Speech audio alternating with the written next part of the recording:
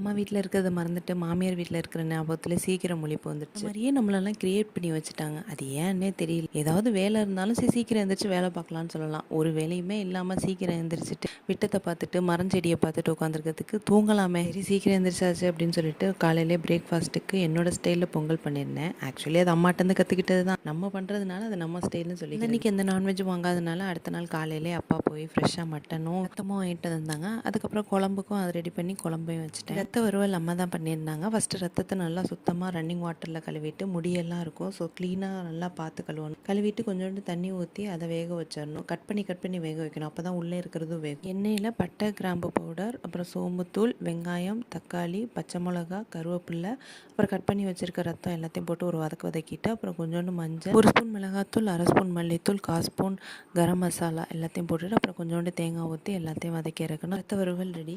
அப்புறம் கொஞ்சமாக mutton pepper fry